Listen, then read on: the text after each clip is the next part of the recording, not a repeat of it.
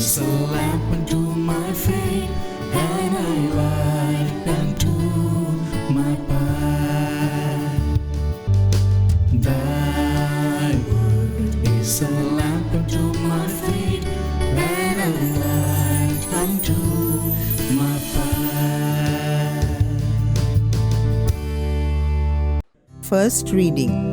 A reading from the book of Deuteronomy, chapter 4, verses 32 to 40.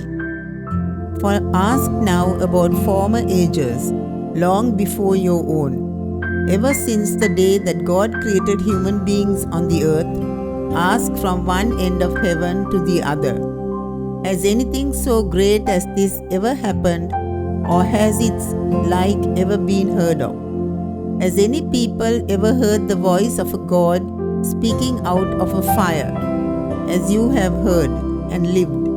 Or has any God ever attempted to go and take a nation for himself from the midst of another nation, by trials, by signs and wonders, by war, by a mighty hand and an outstretched arm, and by terrifying displays of power, as the Lord your God did for you in Egypt before your very eyes?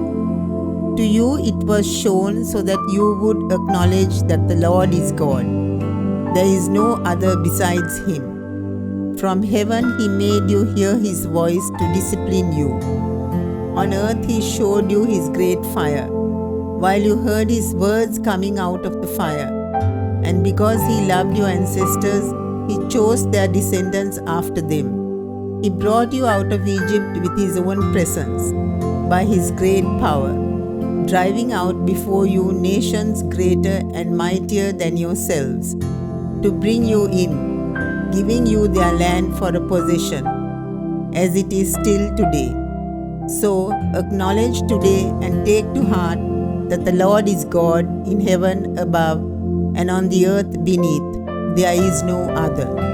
Keep his statutes and his commandments, which I am commanding you today, for your own well-being and that of your descendants after you, so that you may long remain in the land that the Lord your God is giving you for all time. The word of the Lord. A reading from the Holy Gospel according to St. Matthew.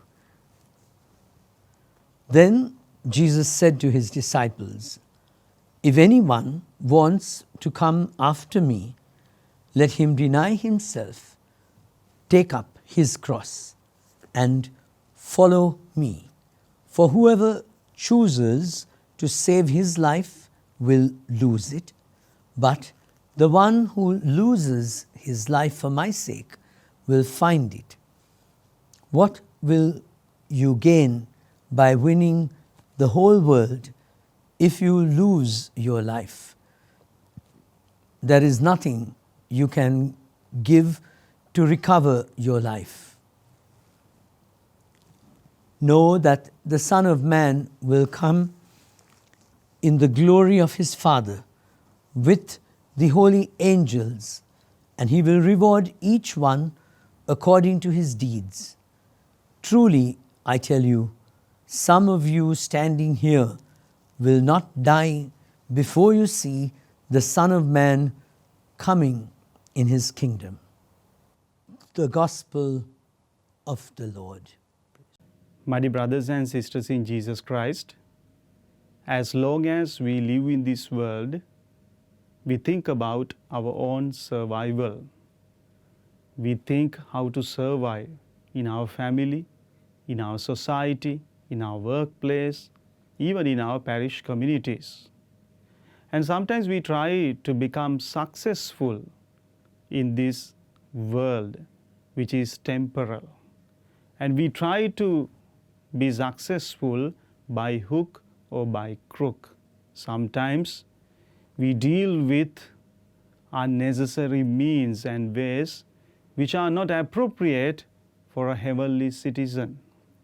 Therefore, today, Jesus says, if a person gains the whole world and if he loses his heart, what profit does he have? Therefore, what is important is we must make use of all our riches. we must make use of all our wealth to find a place in heaven. We must focus our attention for our survival in heaven, because most of the times we think about our own survival here on earth. My dear brothers and sisters in Jesus Christ, today we celebrate the feast of Saint Clare, one of the great saints, one of the renowned saints in the Catholic Church, who introduced this austere way of life, the simple way of life, to this world and to the Catholic Church, together with Francis of Assisi. They always had gaze on heaven. Even though they were in this world, they knew that they should do everything in view of find a place in heaven. Therefore, we need to imitate and we need to follow the example of these great saints. Otherwise, we will fall into the situation of a rich fool, about whom Jesus speaks in the parable of the rich fool. We have heard that story, we have listened to that parable where a person thinks that having stored a lot of grains, a lot of food in his graneyard, he thought that now I can live peacefully without facing any life difficulty. But when God calls him in the same night, he began to understand the temporal nature of this world. He began to realize that he has missed the real goal of his life, that is, to prepare himself to find a place in heaven. So it can happen to us as well, while we are overwhelmed, while we are so much taken up by these worldly affairs and world survival. Therefore, let us focus our attention to heaven while we are living here on earth, so that one day we would be able to save both our bodies as well as both our bodies and souls as well. Amen.